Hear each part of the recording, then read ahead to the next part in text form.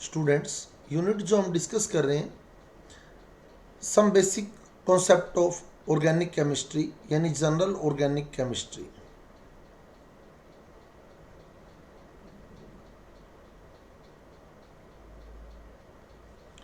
General organic chemistry जिसमें आज हम टॉपिक डिस्कस करेंगे टाइप्स ऑफ ऑर्गेनिक रिएक्शन।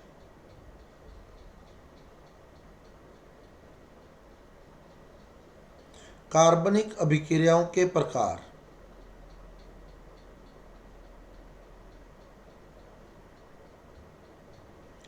कार्बनिक अभिक्रियाओं के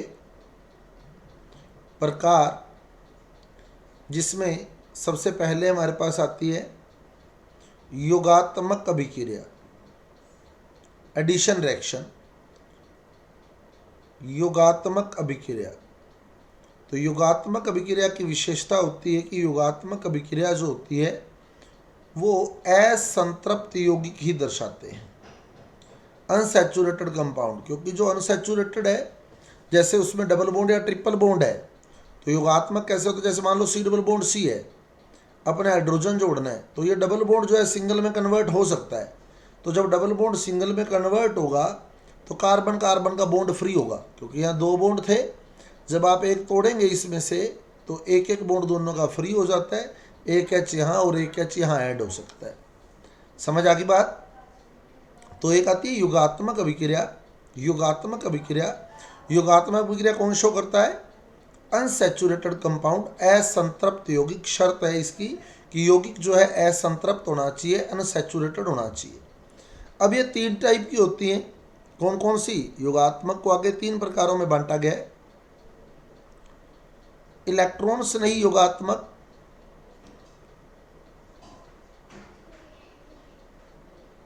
इलेक्ट्रोफिलिक एडिशन रिएक्शन। इलेक्ट्रॉन स्नेही योगात्मक, इलेक्ट्रोफिलिक एडिशन रिएक्शन। दूसरी नाभिक स्नेही योगात्मक, या पहले मुक्त मूलक योगात्मक कर ले। मुक्त मूलक योगात्मक,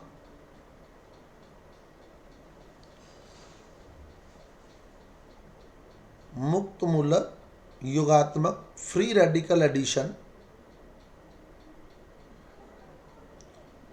फ्री रेडिकल एडिशन। और तीसरी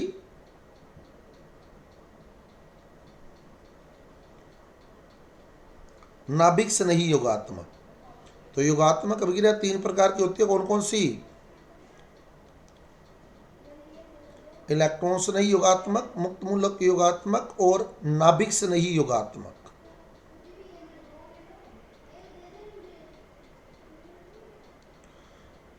electrophilic addition, free radical addition और न्यूक्लियोफिलिक एडिशन। अब क्लियर करें बात को। इलेक्ट्रॉन स्नेही योगात्मक कौन शो करता है? इलेक्ट्रॉन स्नेही योगात्मक कौन दर्शाता है? इलेक्ट्रॉन स्नेही योगात्मक अभिक्रिया। अब यही क्वेश्चन उठते हैं कि इलेक्ट्रॉन स्नेही योगात्मक अभिक्रिया दर्शाने वाले यौगिक हैं। तो एल्कीन और एल्काइन की जो अभिलाक्षणिक अभिक्रियाएं होती हैं, एल्कीन और एल्काइन की जो अभिलाक्षणिक अभिक्रियाएं होती हैं वो इलेक्ट्रॉन स्नेही योगात्मक होती हैं। एल्कीन और एल्काइन की अभिलाक्षणिक अभिक्रियाएं इलेक्ट्रॉन स्नेही योगात्मक होती हैं, इलेक्ट्रोफिलिक एडिशन होती है। अब देखो योग दोनों का ही होता है। जैसे क्लियर करें अपने बात को, जैसे मान लो एल्कीन है, प्रोपीन है, मान लो प्रोपीन में HBr जोड़ना है, प्रोपीन में HBr जोड़ना है तो अपने नियम पढ़ते हैं, मार्कोनिकॉफ नियम पढ़ते हैं ना।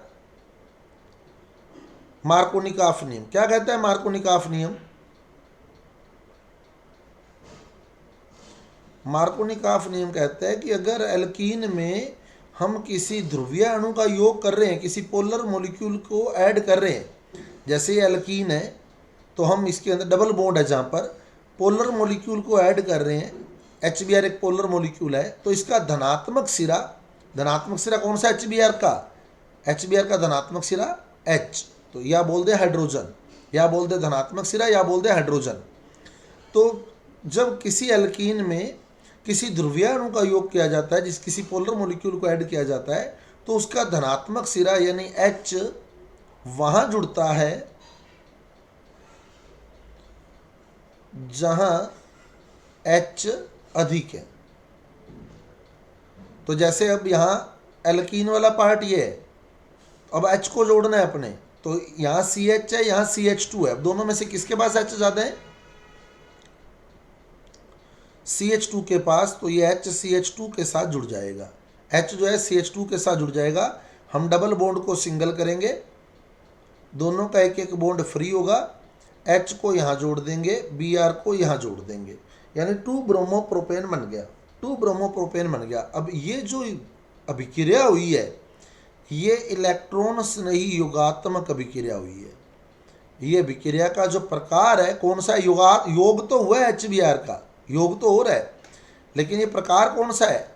इलेक्ट्रॉन स्नेही योगात्मक प्रकार है। अब इलेक्ट्रॉन स्नेही योगात्मक क्यों बोला गया इसको, वो क्लियर करें आप। HBr में देखो आप, HBr में H पर क्या आवेश है? H पर क्या आवेश है? प्लस, और Br पर क्या आवेश है? माइनस। H पर प्लस और Br पर माइनस। अब HBr में H पर प्लस है और Br पर माइनस है, तो इसमें बताइए इलेक्ट्रॉन स्नेही कौन सा और नाभिक स्नेही कौन सा है, ये बताएं पहले तो। H प्लस इलेक्ट्रॉन स्नेही है, H प्लस जो है वो इलेक्ट्रॉन स्नेही है, और Br माइनस क्या है? Br माइनस नाभिक स्नेही है। तो इसमें इलेक्ट्रॉन स्नेही भी ऐड हो रहा है और नाभिक स्नेही भी ऐड हो रहा है, ऐड दोनों ही हो रहे हैं भाई। यहाँ H ऐड हुआ है और यहाँ Br ऐड हुआ है, तो ऐड तो दोनों ही हुए हैं। H यहाँ जुड़ गया, Br यहाँ जुड़ गया, यानी इलेक्ट्रॉन स्नेही भी जुड़ गया, नाभिक स्नेही भी जुड़ गया, एडिशन दोनों का ही हुआ है। लेकिन जो पहला एडिशन होता है वो HBr का, H प्लस का होता है। पहला योग जो होता है वो H प्लस का होता है, इसलिए इस अभिक्रिया को क्या कहते हैं हम लोग? इलेक्ट्रॉन स्नेही युगात्मक अभिक्रिया। यानी जुड़ते दोनों ही होते हैं, कोई भी एडिशन रिएक्शन होगी ना उसमें जुड़ेंगे दोनों ही, ऐसा नहीं होगा कि एक ही जुड़ा है, जुड़ेंगे दोनों ही। जो पहले जुड़ेगा उसके आधार पर नाम दे दिया जाएगा, जो पहले जुड़ेगा उसके आधार पर नाम दे देंगे हम लोग। तो पहला योग किसका होता है? पहला योग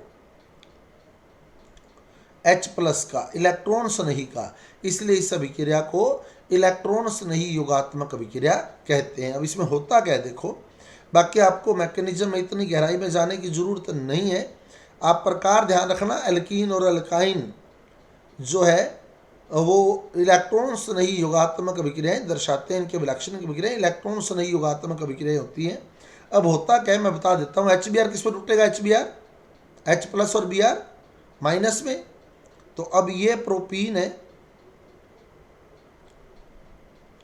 ये प्रोपीन है। अब यहाँ H प्लस आ गया, H प्लस ने पहले जुड़ना है। अब H प्लस जुड़ेगा, H प्लस कैसे जुड़ेगा? ये डबल बॉन्ड यूं शिफ्ट होगा, इस तरह से डबल बॉन्ड यूं शिफ्ट होगा। क्यों होगा ऐसे, वो भी क्लियर कर लो। ऐसे क्यों होगा, ऐसे क्यों नहीं हुआ? इसमें दो फैक्ट दिए होते हैं बुक्स में। एक तो ये बताओ मैथिल समूह का कौन सा प्रभाव है? प्लस आई या माइनस आई? प्लस आई। मैथिल समूह का प्लस आई प्रभाव है, तो ये क्या करेगा? इलेक्ट्रॉन को दूर भेजेगा, प्रतिकर्षित करेगा अपने से, तो वो इलेक्ट्रॉन इसकी ओर शिफ्ट कर देगा, यहाँ शिफ्ट कर देगा। तो इस पर क्या होगा? इलेक्ट्रॉन घनत्व, इस पर इलेक्ट्रॉन घनत्व क्या होगा? बढ़ जाएगा। और ये बढ़े हुए इलेक्ट्रॉन घनत्व को कम करने के लिए क्या करेगा? पाई बॉन्ड के इलेक्ट्रॉन आगे की ओर शिफ्ट कर देगा। यानी CH3 इसको इलेक्ट्रॉन दे रहा है और ये आगे इलेक्ट्रॉन शिफ्ट कर रहा है। समझ आ गई बात? पहली चीज़ तो ये दी होती है, CH3 यहाँ CH प्लस और यहाँ CH2 माइनस। क्लियर? तो H प्लस अब कहाँ जुड़ेगा? आप देख सकते हैं कहाँ जुड़ेगा H प्लस? CH2 पर, जहाँ H अधिक है। आगे बात समझ? पहली चीज़ क्लियर। सेकंड अगर फैक्ट देखें हम लोग आइडिया लगाएं कि किस तरफ ये शिफ्ट करेगा। जैसे ज़्यादातर दिया होता है दोनों शिफ्टिंग दिखाता है वो, मान लो इधर शिफ्ट हो रहा है, सपोज कि इधर शिफ्ट हो रहा है, H+ का योग कर रहा है वो, सपोज कि इधर शिफ्ट कर रहा है इसको, तो क्या होगा, CH3 CH पे क्या आवेश आ जाएगा, CH पे प्लस, और CH2 पे क्या आएगा, माइनस, और CH2 माइनस के साथ H+ जुड़ जाएगा तो क्या बन जाएगा यहाँ, CH3। सही है, CH2 माइनस के साथ H+ जुड़ गया, CH3 बन गया। तो एक केस तो ये दिखा देता है, और एक केस ये दिखाता है अगर ये इसको इधर शिफ्ट करता, सपोज इसको इधर शिफ्ट करता तो क्या होता, CH3 CH पे क्या आता, अब CH पे आवेश माइनस, और CH माइनस के साथ H+ जुड़ जाता, क्या बन जाता, CH2, और आगे क्या होता, CH2 पर प्लस आ जाता। सही है, यही होता ना भाई, इस पे प्लस आता, इस पे माइनस आता, और इस माइनस के साथ H+ जुड़ जाता, तो ये बन जाता। अब आप इन दोनों केसेस को सोच के देखें, दोनों तरीके से सोचना है हमें, भाई ऐसे शिफ्ट करें तो क्या होगा, और अगर ऐसे शिफ्ट करें तो क्या होगा। दोनों बातें अगर आपको क्लियर है तो ये कार्ब धनायन बन गया, आपके पास बन गए कार्ब धनायन। अब ये कौन सा कार्ब धनायन बना बताओ, फर्स्ट कंडीशन में कौन सा कार्ब धनायन बना है, पहली स्थिति में 1 डिग्री, 2 डिग्री, 3 डिग्री, कौन सा है, 2 डिग्री, 2 डिग्री कार्ब धनायन है। और सेकंड कंडीशन में कौन सा बना है, 1 डिग्री कार्ब धनायन है। बताओ कौन सा स्टेबल होता है कार्ब धनायन, 2 डिग्री या 1 डिग्री, 2 डिग्री। सबसे ज़्यादा स्थायी 3 डिग्री होता है, उससे कम 2 डिग्री, उससे कम 1 डिग्री, है ना। तो 2 डिग्री कार्ब धनायन जो है वो सर्वाधिक स्थायी है, 1 डिग्री और 2 डिग्री में से वो अधिक स्थायी है, और ये कम स्थायी है। तो जो कौन बनेगा बताओ, जो ज़्यादा स्थायी है वो बनेगा या जो कम स्थायी है वो बनेगा, जो ज़्यादा स्थायी है वो बनेगा, यानी ये बनेगा और ये नहीं बनेगा, यानी कुल मिला के शिफ्टिंग जो होगी वो यूँ होगी। आगे बात समझ, क्लियर। अब हम लोग सेकंड एडिशन करेंगे किसका, Br माइनस का, और Br माइनस जो है वो यहाँ जुड़ जाएगा सेकंड नंबर पर, और ये बन जाएगा 2 ब्रोमोप्रोपेन, 2 ब्रोमोप्रोपेन। तो इस प्रकार से अभिक्रिया होती है। बाकी आपको मैकेनिज्म में जाने की ज़रूरत नहीं है, सीधी टेबल याद करें, आपको वहीं से क्वेश्चन मिलने वाला है।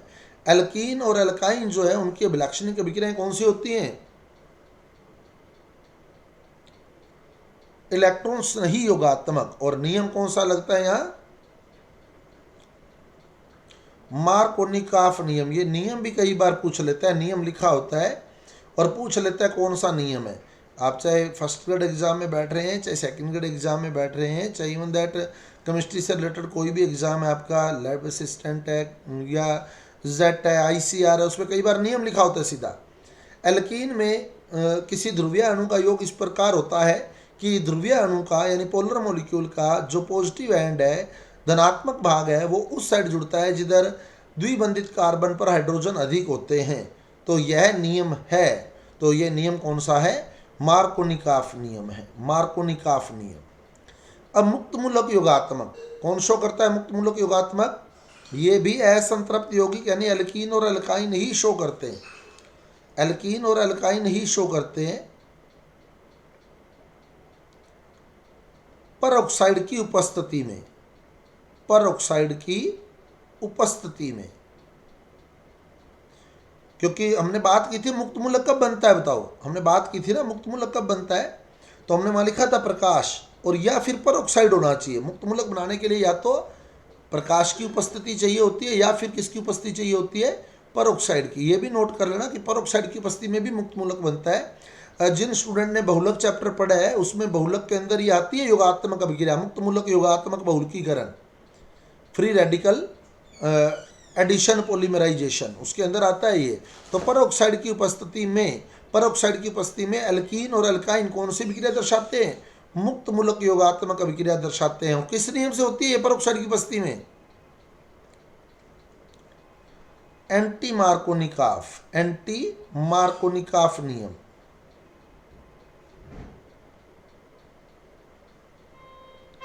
एंटी मार्कोनिकॉफ नियम से, एंटी मार्कोनिकॉफ नियम से ये अभिक्रिया होती है। पर ऑक्साइड की उपस्थिति में एंटी मार्कोनिकॉफ से। एंटी मार्कोनिकॉफ क्या कहता है? मार्कोनिकॉफ के उल्टा। मार्कोनिकॉफ तो क्या कहता है? एच वहां जुड़ेगा जहाँ एच ज्यादा है। एंटी मार्कोनिकॉफ क्या कहता है? एच वहां जुड़ेगा जहाँ एच कम है। तो पर ऑक्साइड की उपस्थिति में एल्कीन और एल्काइन कौन सी विक्रिया दर्शाते हैं? मुक्त मूलक योगात्मक। तो इसमें मुक्त मूलक बनता है और फिर मुक्त मूलक जो है वो आगे आकर जुड़ता है एल्कीन और एल्काइन के अंदर। एल्कीन और एल्काइन के अंदर मुक्त मूलक आगे चलकर जुड़ता है। तो इसमें जब आप परऑक्साइड लेंगे तो परऑक्साइड का समांश विखंडन होता है। परऑक्साइड का समांश विखंडन हो जाता है। देखो बात को क्लियर कर लो, बाकी मैकेनिज्म आपको फिर मैं क्लियर कर दूं। आपको इतना मैकेनिज्म के बारे में सोचने की ज़रूरत नहीं है। आप लोग टू दी पॉइंट अपना चलें कि एल्कीन और एल्काइन परऑक्साइड की उपस्थिति में कौन सी विक्रिया देते हैं, एंटी मार्कोनिकॉफ नियम क्या है, ये आपको बातें क्लियर होनी चाहिए। बाकी परऑक्साइड की उपस्थिति है HOOH, तो यहाँ इस बॉन्ड में दोनों के पास एक एक इलेक्ट्रॉन है, दोनों ऑक्सीजन के पास। तो एक इलेक्ट्रॉन ये ऑक्सीजन ले जाएगा, एक इलेक्ट्रॉन ये ऑक्सीजन ले जाएगा। तो यहाँ ये फ्री रेडिकल बन जाते हैं OH OH, ये मुक्त मूलक बन गए, दोनों बन गए मुक्त मूलक। अब ये मुक्त मूलक जो होता है ये HBr के साथ जुड़ता है, HBr के साथ। और मुक्त मूलक जब अटैक करता है तो आगे भी मुक्त मूलक ही बनते होते हैं। तो ये HBr टूट जाता है इस तरह से। तो HBr में अब ये यहाँ क्या होगा, अब HOH आ जाएगा और Br फ्री रेडिकल आ जाएगा। अब ये Br फ्री रेडिकल आगे जाकर अटैक करेगा किस पर? एल्कीन पर। ठीक है, समझ आ गई बात? तो ये मुक्त मूलक योगात्मक होगा। मुक्त मूलक योगात्मक, मुक्त मूलक योगात्मक अभिक्रिया होती है। Br फ्री रेडिकल जो है वो आगे जाकर अटैक करता है। अब कैसे करता है वो भी देख लो। अब H वहाँ क्यों जुड़ेगा जहाँ H कम है, उस बात को भी क्लियर कर लें। ये प्रोपीन है और ये Br फ्री रेडिकल आ गए, ये Br फ्री रेडिकल आ गए। अब सेम वही बात, जब मुक्त मूलक आया है, फ्री रेडिकल आया है, तो फ्री रेडिकल की उपस्थिति में आगे भी फ्री रेडिकल ही बनेंगे। अब यहाँ ये दोनों इलेक्ट्रॉन, एक इलेक्ट्रॉन इस पे आ जाएगा, एक इलेक्ट्रॉन इस पे आ जाएगा। अब ये बन गया, ये बन गया। अब मान लो अगर Br का इलेक्ट्रॉन इस इलेक्ट्रॉन से जुड़ जाता, सपोज यहाँ जुड़ जाता, तो कौन सा मुक्त मूलक बनता बताओ? प्राथमिक, द्वितीयक या तृतीयक? अब जो बना है प्राथमिक, प्राथमिक मुक्त मूलक बना है ना। अगर Br का इलेक्ट्रॉन इस इलेक्ट्रॉन से साझा करता तो अब कौन सा बनता? द्वितीयक। अब ये द्वितीयक मुक्त मूलक बना है। मुक्त मूलक ऐसे कार्बन पर है, फ्री इलेक्ट्रॉन ऐसे कार्बन पर है जो आगे दो कार्बन से जुड़ा है। तो कौन सा मुक्त मूलक स्थायी होता है, प्राथमिक या द्वितीयक? द्वितीयक। द्वितीयक स्थायी होता है, यानी द्वितीयक मुक्त मूलक बनेगा। यानी अब Br वहां अटैक कर देगा जहां H ज्यादा है। देखो अब H कहां ज्यादा थे, देख सकते हो आप। H कहां ज्यादा थे, CH पर या CH2 पर? CH2 पर। तो Br CH2 पर अटैक कर देगा ताकि द्वितीयक मुक्त मूलक बन सके, सेकेंडरी फ्री रेडिकल बन सके। तो इस प्रकार अब Br वहां जुड़ जाता है जहां H ज्यादा होते हैं, तो अपने आप H वहां जुड़ेगा जहां H कम होंगे। आगे बात समझ क्लियर? तो परऑक्साइड की उपस्थिति में एंटी मार्कोनिकॉफ नियम लगता है, वहां Br जुड़ जाता है, वहां Br जुड़ जाता है जहां H ज्यादा होते हैं। अब आता है नाभिक स्नेही योगात्मक न्यूक्लियोफिलिक एडिशन। न्यूक्लियोफिलिक एडिशन में क्या होगा, कौन शो करता है न्यूक्लियोफिलिक एडिशन? बहुत ही इंपॉर्टेंट क्वेश्चन है ये। नाभिक स्नेही योगात्मक अभिक्रिया कौन शो करते हैं?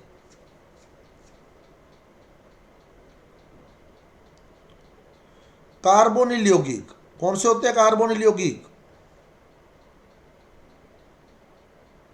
एल्डिहाइड व कीटोन, एल्डिहाइड व कीटोन, एल्डिहाइड व कीटोन।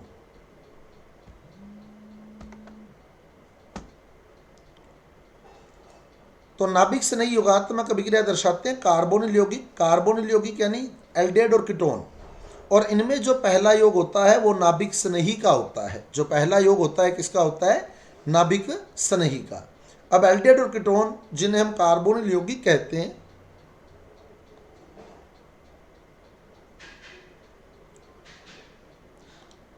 कार्बोनिल यौगिक, एल्डिहाइड और कीटोन। अब ये भी देख लें, लेकिन फिर मैं आपको यही कहूँगा कि आप मैकेनिज्म पर इतना फोकस मत रखिएगा।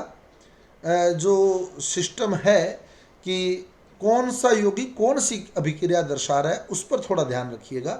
तो एल्डिहाइड व कीटोन जो है वो नाभिक से नहीं योगात्मक अभिक्रिया दर्शाते हैं। इनमें कार्बोनिल समूह पाया जाता है। क्या होता है कार्बोनिल समूह? CO, CO, ये कार्बोनिल समूह है। अब बताओ कार्बन के पास बाह्य कोश में कितने इलेक्ट्रॉन होते हैं? कार्बन के पास 4, चारों के चारों बॉन्ड बनाने में गए, 1 2 3 4, चारों के चारों बॉन्ड बनाने में जा चुके हैं। ऑक्सीजन के पास बाह्य कोश में कितने इलेक्ट्रॉन होते हैं? ऑक्सीजन के पास 6। तो 6 में से देखो 1 2 तो बॉन्ड बनाने में गए, पीछे फ्री कितने रह गए बताओ? 4 फ्री रह गए, 1 2 3 4। अब आप बताएं सी और ओ में से विद्युत ऋणता किसकी ज़्यादा है? सी और ओ में से किसकी विद्युत ऋणता ज़्यादा है? ओ की। तो जो पाई बॉन्ड है उसके इलेक्ट्रॉन ओ की ओर शिफ्ट हो जाएंगे। जो पाई बॉन्ड है उसके इलेक्ट्रॉन ओ की ओर शिफ्ट हो जाएंगे, पाई बॉन्ड के इलेक्ट्रॉन। हाँ वीरे, हेलो, हाँ शशि बोल रहा हूँ। हाँ बुक्स ले गए हो? हाँ चलो मैं करना वापस, क्लास चली जाती है। ठीक। तो सी और ओ में से विद्युत ऋणता किसकी ज़्यादा है? ओ की। तो पाई बंद के इलेक्ट्रॉन किसकी ओर शिफ्ट हो गए? ओ की ओर। तो क्या करेंगे हम लोग, अब कैसे दिखाएंगे इसको? सी ओ। अब ओ पर 4 इलेक्ट्रॉन पहले से फ्री थे, अब और कितने आ गए?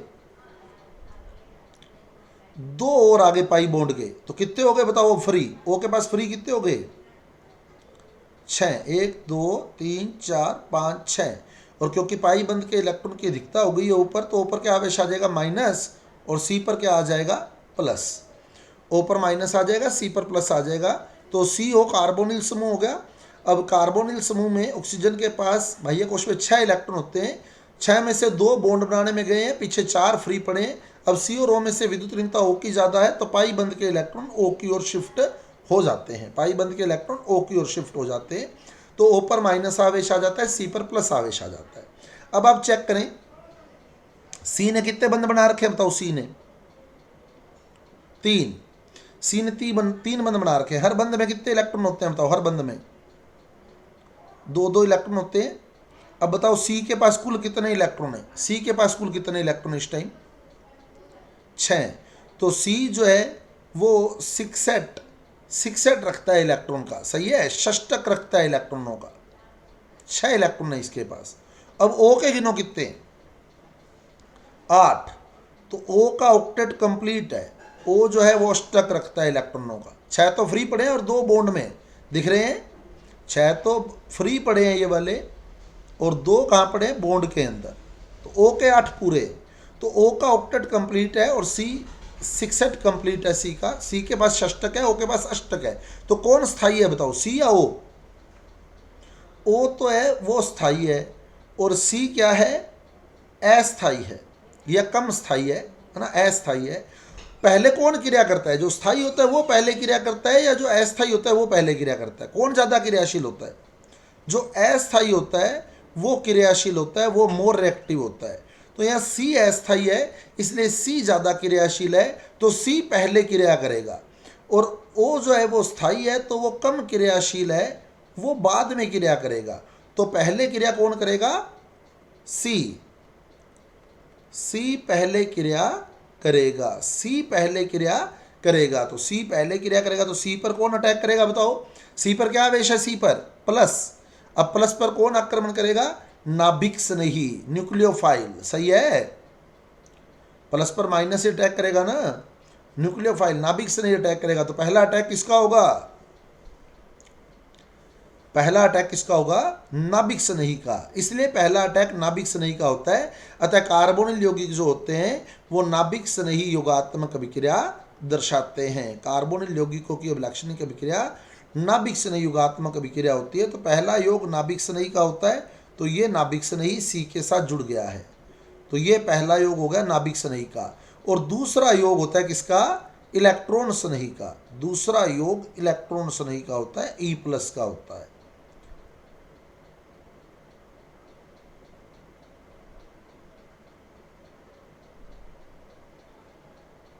तो ये सेकंड अटैक होता है ई का। आगे बात समझ। पहला योग नाभिक स्नेही का हुआ है, पता लग गया क्यों हुआ है अब। तो योगात्मक अभिक्रियाएं कितने प्रकार की है, योगात्मक अभिक्रियाएं 3। एडिशन रिएक्शन 3 टाइप की होती है। पहली कौन सी आई, इलेक्ट्रॉन स्नेही योगात्मक। ये डायरेक्ट प्रश्न पूछे जाते हैं। इलेक्ट्रॉन स्नेही योगात्मक अभिक्रिया कौन दर्शाता है, इलेक्ट्रोफिलिक एडिशन रिएक्शन कौन शो करता है, कौन, एल्कीन व एल्काइन। एल्कीन व एल्काइन किस नियम से होती है, मार्कोनिकॉफ नियम से। मार्कोनिकॉफ नियम से।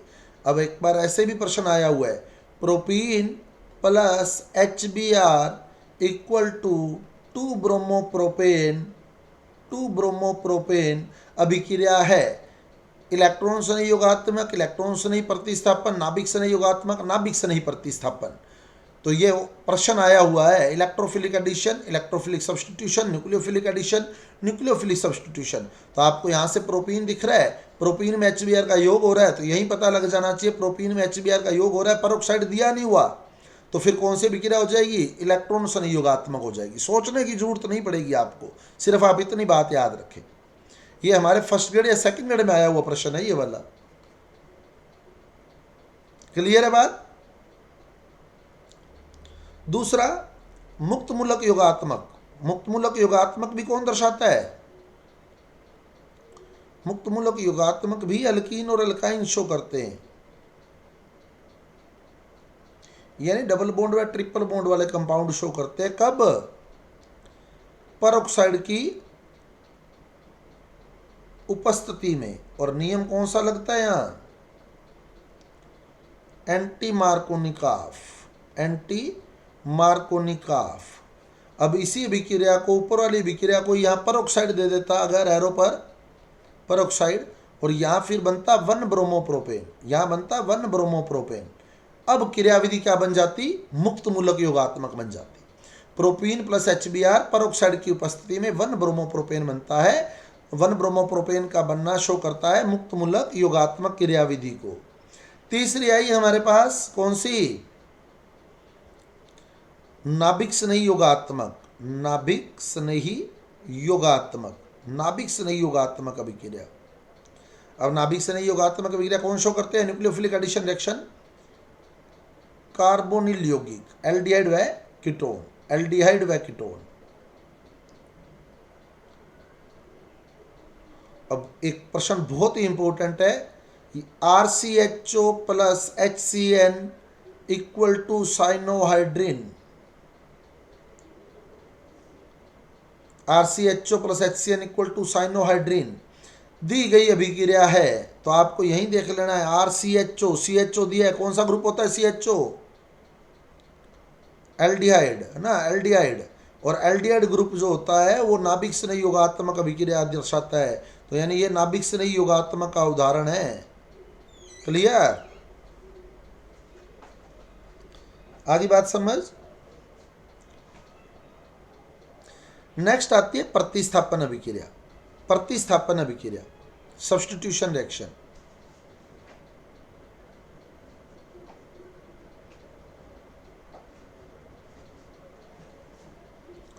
प्रतिस्थापन अभिक्रिया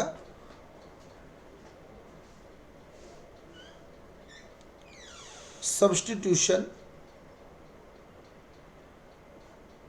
रिएक्शन, सब्स्टिट्यूशन रिएक्शन, प्रतिस्थापन अभिक्रिया। तो प्रतिस्थापन अभिक्रिया जो होती है वो भी 3 प्रकार की होती है। सेम जैसे योगात्मक 3 प्रकार थी, उसी कैटेगरी में प्रतिस्थापन भी 3 प्रकार की होती है। एक इलेक्ट्रॉन स्नेही प्रतिस्थापन,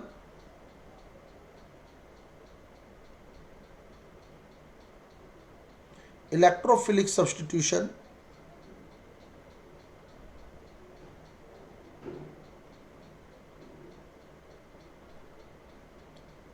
दूसरी मुक्त मूलक प्रतिस्थापन,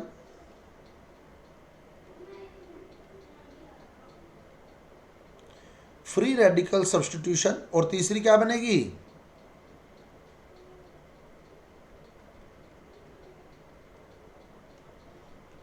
नाभिक स्नेही प्रतिस्थापन ना। अभी प्रतिस्थापन चल रहा है तो प्रतिस्थापन, न्यूक्लियोफिलिक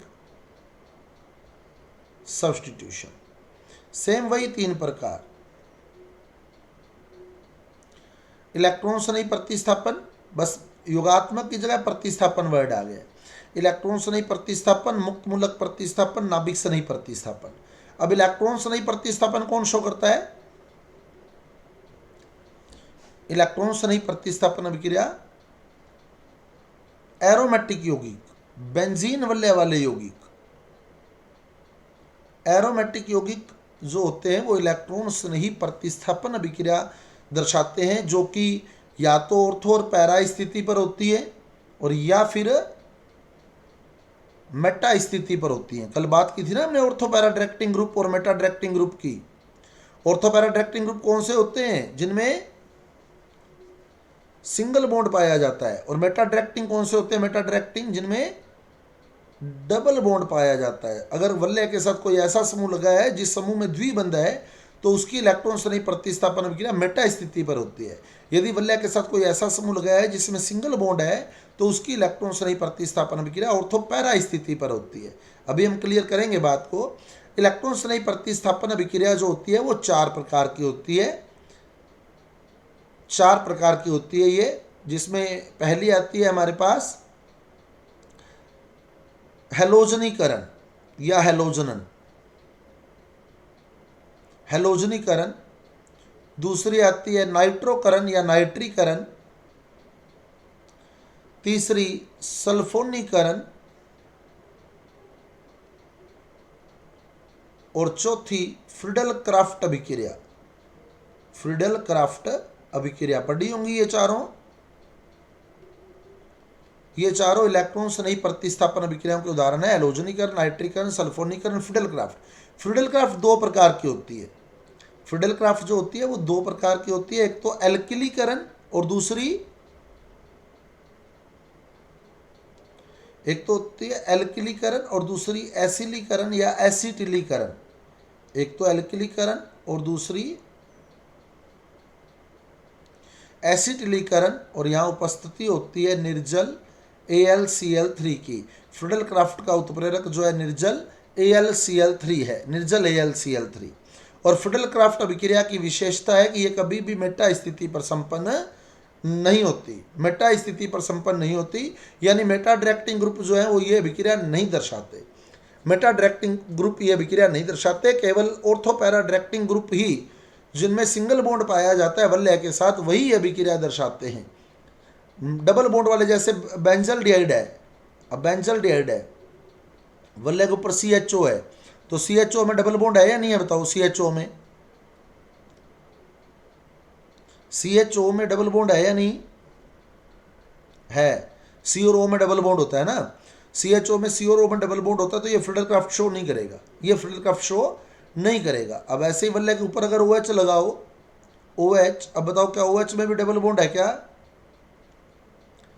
नहीं है, तो ये फ्रीडल क्राफ्ट शो करेगा। फ्रीडल क्राफ्ट केवल और केवल सिंगल बॉन्डेड ग्रुप ही शो करते हैं। वलय के साथ अगर सिंगल बॉन्डेड ग्रुप जुड़ा है तो फ्रीडल क्राफ्ट शो करेंगे, डबल बॉन्ड वाले फ्रीडल क्राफ्ट शो नहीं करेंगे। और एक सिंगल बॉन्ड वाला भी ऐसा ग्रुप है जो फ्रीडल क्राफ्ट अभिक्रिया नहीं दर्शाता, NH2। अगर वलय के ऊपर NH2 लगा दें तो वो फ्रीडल क्राफ्ट अभिक्रिया शो नहीं करता। हालांकि NH2 में सारे बॉन्ड कैसे हैं? NH2 में सिंगल, NH2 में सारे बॉन्ड सिंगल हैं, फिर भी फ्रीडल क्राफ्ट अभिक्रिया नहीं दर्शाता। क्यों नहीं दर्शाता? क्योंकि NH2 की प्रकृति कैसी होती है? अमीन की प्रकृति, कल डिस्कस किया हमने। अमीन की प्रकृति कैसी होती है? क्षारीय। अमीन की प्रकृति क्षारीय होती है। और AlCl3 भी हमने कल डिस्कस किया था। AlCl3 इसका अष्टक पूरा नहीं था, इलेक्ट्रॉन्स नहीं था, ये इलेक्ट्रोफाइल था, लुईस अमल है, ये पढ़ा था कल। AlCl3 लुईस अमल है, पढ़ा था ना। AlCl3 लुईस अमल है और NH2 कैसा है? लुईस क्षार है। तो ये अम्ल और क्षार आपस में क्रिया कर जाएंगे। तो जब एनिलीन लिया जाता है तो एनिलीन फिडेलक्राफ्ट के उत्प्रेरक से क्रिया कर जाता है, इसलिए एनिलीन फिडेलक्राफ्ट अभिक्रिया शो नहीं करता, क्योंकि एनिलीन एक लुईस क्षार है और फिडेलक्राफ्ट में जो उत्प्रेरक है निर्जल AlCl3 वो लुईस अम्ल है, वो लुईस अम्ल है। इसलिए एनिलीन ऑर्थोपैरा डायरेक्टिंग ग्रुप होने के बावजूद भी फिडेलक्राफ्ट अभिक्रिया नहीं दर्शाता। क्लियर? ये है इलेक्ट्रॉन स्नेही प्रतिस्थापन अभिक्रियाएं। अब हम लोग देख ले एक बार, हम बेंजीन के केस में ही डिस्कस करेंगे इसको, क्योंकि हम लोग जनरल पढ़ रहे हैं, बिल्कुल बेंजीन लेते हुए हम इसको क्लियर करेंगे। तो पहली आती है हैलोजनीकरण। हैलोजिनेशन,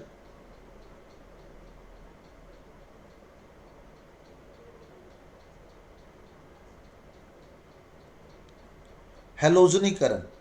तो हैलोजनीकरण जो होता है वो Cl2/FeCl3 या Br2/FeBr3 इस तरह से लिखा होता है एरो पर। Cl2/FeCl3 और Br2/FeBr3 कौन से विक्रिया पढ़ रहे हैं हम लोग? इलेक्ट्रॉन स्नेही प्रतिस्थापन, इलेक्ट्रॉन स्नेही प्रतिस्थापन, हैलोजनीकरण और इलेक्ट्रॉन स्नेही प्रतिस्थापन कौन शो करते हैं? एरोमेटिक यौगिक शो करते हैं, एरोमेटिक यौगिक। मतलब अब क्या होगा, एक इलेक्ट्रॉन स्नेही आएगा और एक इलेक्ट्रॉन स्नेही जाएगा। प्रतिस्थापन समझते हैं ना हम लोग।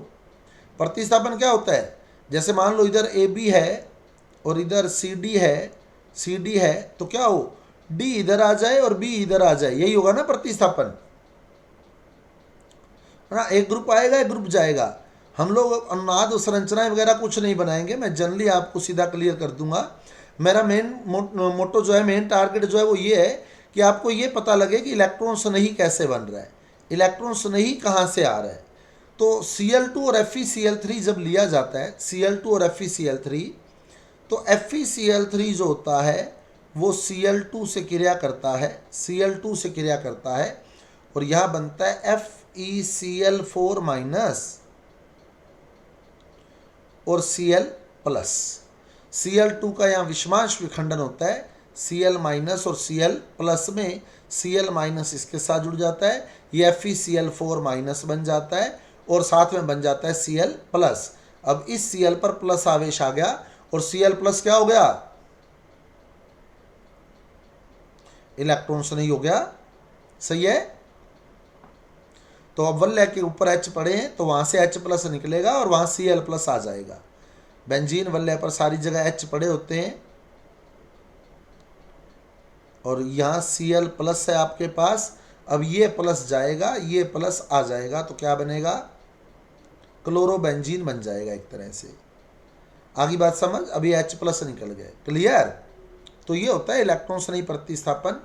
तो यहाँ Cl प्लस बना है, Cl प्लस बना है FeCl3 की उपस्थिति में। FeBr3 लेते तो FeBr4 माइनस बन जाता और साथ में Br प्लस बन जाता। क्लियर? पहली चीज।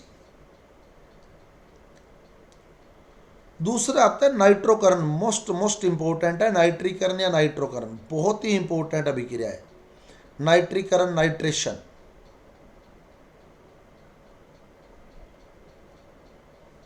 नाइट्रेशन, नाइट्रीकरण बहुत इंपॉर्टेंट रिएक्शन है नाइट्रीकरण। नाइट्रीकरण क्या होता है, देखो नाइट्रीकरण में जो अभिकर्मक लिया जाता है concentrated HNO3 plus concentrated H2SO4, ये अभिकर्मक लिया जाता है। सांद्र HNO3 प्लस सांद्र H2SO4, concentrated HNO3 plus concentrated H2SO4। तो जब ये दोनों अभिक्रिया करते हैं, ये दोनों ऑक्सो अम्ल हैं। ऑक्सो अम्ल क्या होते हैं बताओ? ऑक्सो अम्ल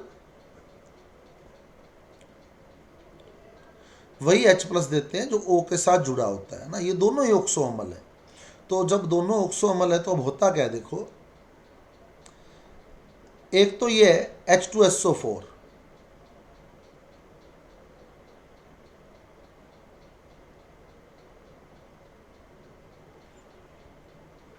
ये हो गया H2SO4, सही है, H2SO4, और एक है HNO3, ये HNO3 हो गया। अब होता क्या है इसमें, तो मैं इसको यूं लिख लेता हूं, HOSO3H बन गया H2SO4। चेक कर लो एक बार, H2SO4 सही है, H2SO4। मैंने इस OH को अलग लिख लिया, इस OH को अलग लिख लिया, और बाकी का SO3H अलग लिख दिया, ये बाकी का SO3H अलग लिख दिया। आगे बात समझ। तो ये बन गया HOSO3H प्लस HONO2, सही है, HONO2, क्लियर, ये HNO3 हो गया। अब यह इंपॉर्टेंट बात यह है, प्रश्न आया भी हुआ है, नाइट्रीकरण अभिक्रिया में नाइट्रिक अम्ल किसके समान व्यवहार करता है, नाइट्रिक अम्ल किसके समान व्यवहार करता है। तो यह नाइट्रिक अम्ल जो होता है वो क्षार के समान व्यवहार करता है, बेस की तरह बिहेव करता है। नाइट्रिक अम्ल किसके समान व्यवहार करता है, यहाँ क्षार के समान। और सांद्र H2SO4 जो होता है वो अम्ल की तरह व्यवहार करता है। तो सांद्र H2SO4 या अम्ल का कार्य करता है, और नाइट्रिक अम्ल किसका कार्य करता है, क्षार का। अम्ल कौन सा आयन देगा, अम्ल, और क्षार OH माइनस। तो जो सल्फ्यूरिक अम्ल होता है वो तो H प्लस दे देता है, वो तो H प्लस दे देता है, और जो नाइट्रिक अम्ल होता है वो OH माइनस दे देता है। समझ गए, जल बन जाएगा यहां से, क्लियर। अब देखो सल्फ्यूरिक अम्ल ने क्या दिया, H प्लस दिया, तो O पर क्या आवेश आएगा, माइनस, और इसने दिया OH माइनस, तो NO2 पे क्या आवेश आएगा, NO2 पे प्लस, NO2 पे प्लस आ जाएगा। अब क्या बना देखो, यहां से HOH जल निकल गया, plus HSO4 minus, plus NO2 plus. तो ये उत्पन्न हो गया एक इलेक्ट्रॉन से, नहीं देखो NO2 प्लस इलेक्ट्रॉन से नहीं उत्पन्न हो गया है, क्लियर। तो ये आक्रमणकारी स्पीशीज है। यहाँ ये भी प्रश्न पूछता है, नाइट्रीकरण अभिक्रिया में आक्रमणकारी स्पीशीज है कौन सी, NO2 प्लस। आपको पता लगना चाहिए कि ये इलेक्ट्रॉन से नहीं प्रतिस्थापन है, ये पता ही है अपने को कि ये इलेक्ट्रॉन से नहीं प्रतिस्थापन है।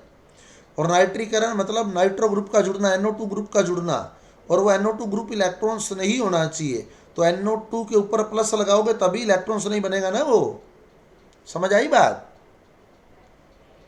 जब उस NO2 के ऊपर प्लस लगाओगे तभी वो इलेक्ट्रॉन से नहीं की तरह व्यवहार करेगा, इलेक्ट्रोफाइल की तरह बिहेव करेगा वो। तो NO2 प्लस यहाँ आक्रमणकारी स्पीशीज होती है, NO2 प्लस।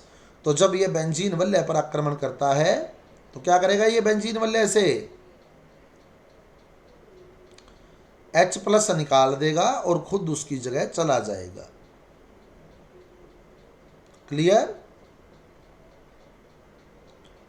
ये नाइट्रोबेंजीन बन गया, ये हो गया इलेक्ट्रॉन से नहीं प्रतिस्थापन। अब मेन बात जो आपने ध्यान रखनी है, नाइट्रीकरण अभिक्रिया में H2SO4 किसके समान व्यवहार करता है, अम्ल के समान। और HNO3 किसके समान व्यवहार करता है, क्षार के समान। और आक्रमणकारी स्पीशीज कौन सी है, NO2 प्लस। इन तीनों में से आपका क्वेश्चन निकल जाता है क्रियाविधि में अगर आता है तो।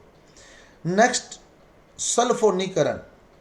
सल्फोनीकरण मतलब SO3H ग्रुप का, सल्फोनिक ग्रुप का जुड़ना, सल्फोनीकरण।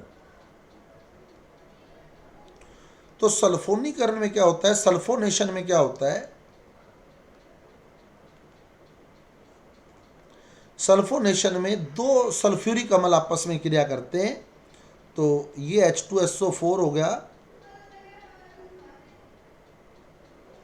दो सल्फ्यूरिक अम्ल आपस में क्रिया करते हैं, एक सल्फ्यूरिक अम्ल H देता है और दूसरा सल्फ्यूरिक अम्ल OH देता है, जल निकल जाता है, जल निकल जाएगा, HOH निकल गया जल।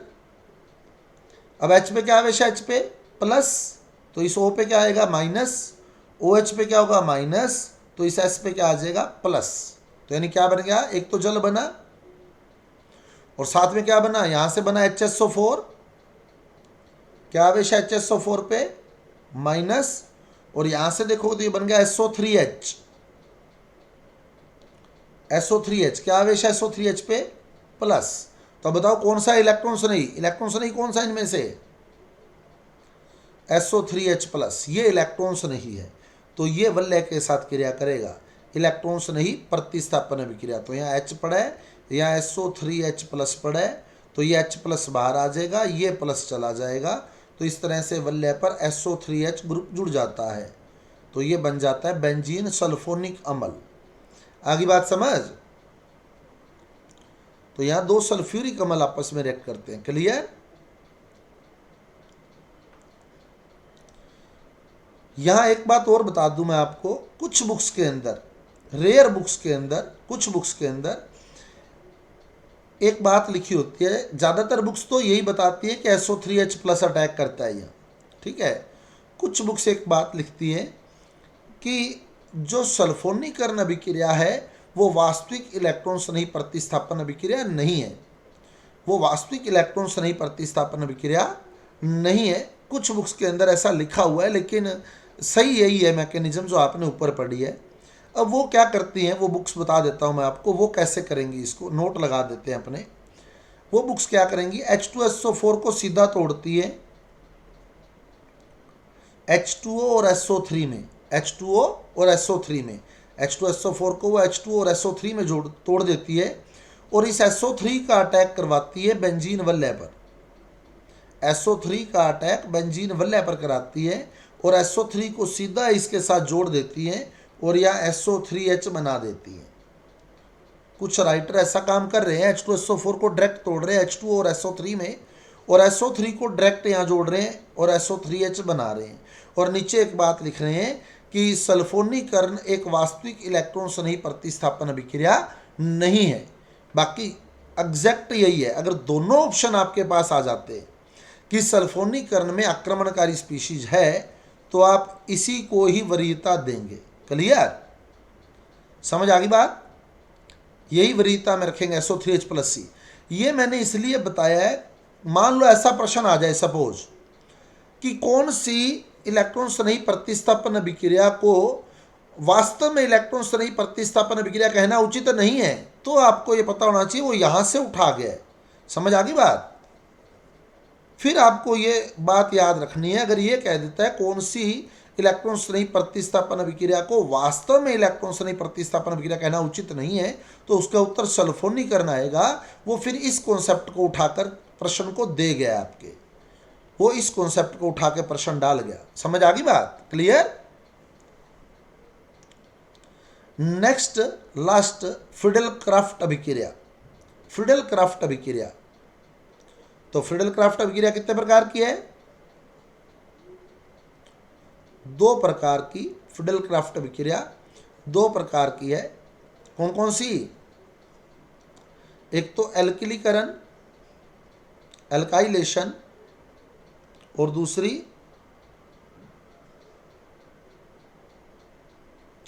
एसिटिलीकरण, एसिटाइलेशन। एल्किलीकरण में एल्किल समूह अटैक करता है, क्योंकि एल्किल समूह इलेक्ट्रॉन स्नेही की तरह व्यवहार करता है, और यहाँ एसिटिल ग्रुप अटैक करता है, क्योंकि एसिटिल ग्रुप इलेक्ट्रॉन स्नेही की तरह व्यवहार करता है। कैसे, यहाँ उत्प्रेरक है हमारा कौन सा, निर्जल AlCl3, और एल्किलीकरण में हम लोग बेंजीन की क्रिया CH3Cl से करवाते हैं। उपस्थिति किसकी होती है, निर्जल AlCl3 की। तो ये CH3Cl जो होता है ये AlCl3 से क्रिया करता है, CH3Cl AlCl3 से क्रिया करता है, और Cl- इधर आ जाएगा, ये टूट जाएगा, क्योंकि ये लुईस अम्ल है AlCl3, हमने पढ़ा है ना, ये लुईस अम्ल है। AlCl3 जो है किसकी तरह व्यवहार कर रहा है, लुईस अम्ल की तरह, पढ़ा है इस बात को। तो इसके पास कितने इलेक्ट्रॉन है Al के पास बताओ, 6 इलेक्ट्रॉन है, तो ये 8 पूरे करना चाहता है, तो 8 पूरे कैसे करेगा, यहाँ से Cl- बनेगा और CH3+ बनेगा, Cl- इसमें आके जुड़ जाएगा, ये AlCl4- बन जाएगा, और साथ में CH3+ बन जाएगा। अब हो गया CH3+ इलेक्ट्रॉन्स नहीं, ये इलेक्ट्रोफाइल बन गया।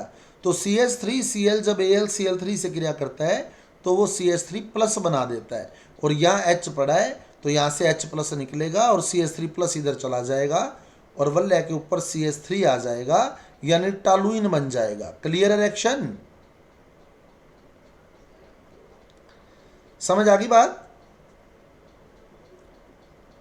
तो यहाँ AlCl3 जो है लुईस अमल का काम कर रहा है, वो CH3Cl से Cl माइनस ले जाता है और CH3 प्लस इलेक्ट्रॉन्स नहीं उत्पन्न कर देता है, जो कि आक्रमणकारी स्पीशीज है, अटैकिंग स्पीशीज है, आगे आक्रमण करती है वल्ले के ऊपर। सेम यही एसिटिलीकरण में होता है। एसिटिलीकरण में हम एसिटिल क्लोराइड लेते हैं, CH3COCl लेते हैं प्लस AlCl3, सेम बनेगा। क्या होगा बताओ? अब सेम टू सेम वही, Cl माइनस यहाँ चला जाएगा और CH3CO पे प्लस आ जाएगा। तो क्या बन गया? CH3CO प्लस और AlCl4 माइनस, CH3CO प्लस और AlCl4 माइनस। तो क्या बन जाएगा यहाँ? अब CH3CO अटैक करेगा वल्ले के ऊपर। समझ गए? तो ये अटैकिंग स्पीशीज है। अब यहाँ से H प्लस बाहर आ जाएगा और ये अंदर चला जाएगा। तो ये हुई है सारी इलेक्ट्रॉन्स नहीं प्रतिस्थापन अभिक्रियाएं। ये सारी इलेक्ट्रॉन्स नहीं प्रतिस्थापन अभिक्रियाएं संपन्न हुई है, जिनमें सभी में जो आक्रमणकारी स्पीशीज है वो इलेक्ट्रॉन्स नहीं बनी है। देखो बनी है ना इलेक्ट्रॉन्स नहीं, सब में बना है। देखो प्लस वाला विकर्मक सब में बना है। तो कितने प्रकार के इलेक्ट्रॉन्स नहीं प्रतिस्थापन? 4 प्रकार की इलेक्ट्रॉन्स नहीं प्रतिस्थापन 4 प्रकार की हैं। कौन कौन सी?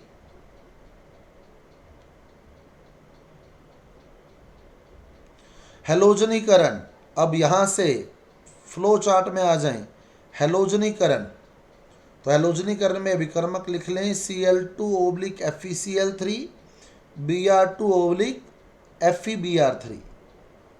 और यहाँ जो आक्रमणकारी स्पीशीज बनी Cl प्लस और यहाँ जो आक्रमणकारी स्पीशीज बनेगी Br प्लस।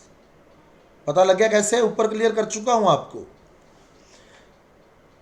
ठीक है, इधर से Cl माइनस इसमें चला जाएगा तो Cl प्लस यहाँ बच जाएगा। आगे समझ? नेक्स्ट आता है नाइट्रीकरण या नाइट्रोकरण। नाइट्रीकरण में विकर्मक क्या लिया, या नाइट्रोकरण में विकर्मक क्या लिया? नाइट्रेशन में सांदर HNO3 प्लस सांदर H2SO4। सांदर HNO3 ने किसके समान व्यवहार किया? सांदर HNO3 ने क्षार। सांदर HNO3 यहाँ क्षार के समान व्यवहार करता है और सांदर H2SO4 किसके समान व्यवहार कर रहा है? अम्ल के समान। यह प्रश्न आया हुआ है कि सांदर HNO3 किसके समान व्यवहार करता है? क्षार के समान। और क्या बनेगा यहाँ आक्रमणकारी स्पीशीज? NO2 plus. वो तो आपको यहीं से पता लग जाना चाहिए। नाइट्रोकरण कर रहे हो तो नाइट्रो ग्रुप के ऊपर प्लस आएगा, हैलोजनीकरण कर रहे हो तो हैलोजन के ऊपर प्लस आएगा, क्योंकि आक्रमणकारी स्पीशीज पॉजिटिव ही होनी है, इलेक्ट्रॉन्स नहीं होनी है, इलेक्ट्रोफाइल ही होनी है। हैलोजनीकरण कर रहे हो तो हैलोजन पर प्लस, नाइट्रोकरण कर रहे हो तो नाइट्रो पर प्लस। क्लियर? नेक्स्ट आता है सल्फोनीकरण। सल्फोनीकरण, सल्फोनेशन। तो यह केवल सांदर H2SO4 लिया जाता है और आक्रमणकारी स्पीशीज जो होती है SO3H प्लस, SO3H प्लस। फिर आता है फ्रिडल क्राफ्ट अभिक्रिया। फ्रिडल क्राफ्ट कितने प्रकार की है? 2 प्रकार की, एल्किलीकरण और एसिटिलीकरण। एल्किलीकरण और एसिटिलीकरण। एल्किलीकरण में हम लोग एल्किल हैलाइड के साथ क्रिया करवा रहे हैं और उपस्थिति लेते हैं निर्जल AlCl3 की, एनहाइड्रस AlCl3 की। और एसिटिलीकरण में एसिटिल क्लोराइड के साथ क्रिया करवा रहे हैं और उपस्थिति यहाँ भी एनहाइड्रस AlCl3 की लेते हैं, निर्जल AlCl3 की लेते हैं। तो यहाँ CH3 प्लस बच जाएगा, CH3 प्लस, और यहाँ CH3CO प्लस बन जाएगा, जो आक्रमणकारी स्पीशीज होंगी। आ गया समझ? क्लियर है स्टूडेंट इतना काम?